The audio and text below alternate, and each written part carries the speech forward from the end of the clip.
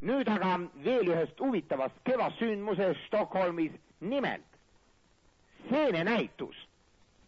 Kevad linnaseenenäitus. Kuidas palun linna? Kevad linnaseen. Need seened, mis linnas kasvavad. Selg. Suuremad kohad on Sjöfareris, Campoforas ja Tröttis. Need on kõige suuremad seenekohad.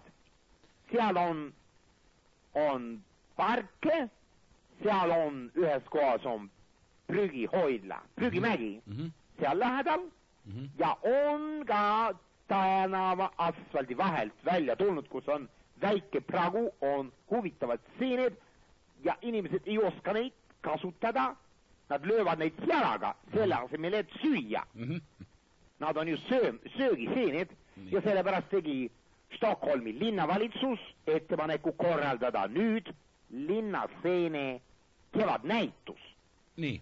Ja populaarsemad, mida on praegult seeneriigis, kevadseeneriigis Stockholmis, igal pool praegu juba oma nupu välja maas pistnud. Seened on näiteks väga hea ja magus seen on blootopik. See on sinine keebuseen eesti keeles. See on väga magus, ta on nagu suhkur. Vanad rootslased kasutasid blootopikut suhkru asemel. Kuidas see eesti keeles oli? Sinine? Sinine keebu. Keebu, B-ga. Keebu ja keebuseen. Keebuseen. Väga huvitav seen on hapuseen, on ta maitsed nagu hapukurk, mis on üks 8 aastast purgis olnud. Nii. See on lilla muravik. Lilla muravik. Väike nädur eesti keeles. Väike nädur. Väike nädur, lilla muravik. Ja üks väga hea toorseen, mida võib kohe süüa, on vittvidevik. Valge lepaseen. See on toorseen. Sellega seoses on ka suur skandaal tekkinud. Nimelt hakkad rääkima alguses peale. Svensson, keda kõik teavad kui pätti ja valast, kuidagi ta oli ka seal näitusel ja jäi magama ning sõi ära öösel, see oli meelega jäädud magama sinna näituse ruumi ja öösel sõi ainukese vittvideviku ära. Politsei muidugi tuli kohale ja arreteeris. Ja mis tuli välja? Talle jäi pihku Svenssonile vittvideviku väike vars ja sealt saadi tema sõrmejäljed. Ja sõrmejälgede järgi tuli välja, et tema on seotud palju suurema skandaaliga kui ainult seenesöömine. Vittvidevik selle kõrval, mis te nüüd kuulete, on naljategu. Nimelt, kuulus kontsern Saab töötas välja uue lennuki. Hävitaja.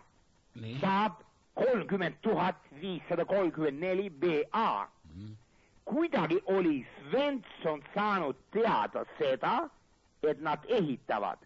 Ta varastas Saabi tehasest projektid ja rääkis õlletehasest oma sõpradele ja vähe sellest täiesti võõrastele inimestele ära, milline see projekt, ülisalajane projekt välja näeb, milline on uus Saabi lennuk. Sellega seoses on arreteeritud ka peale Svenssoni Jonsson, Kvalqvist, Karlsson ja Lundberg. Kõik nad on arreteeritud. Nüüd on küsimus, kas Svensson rabeleb ennast välja või mitte.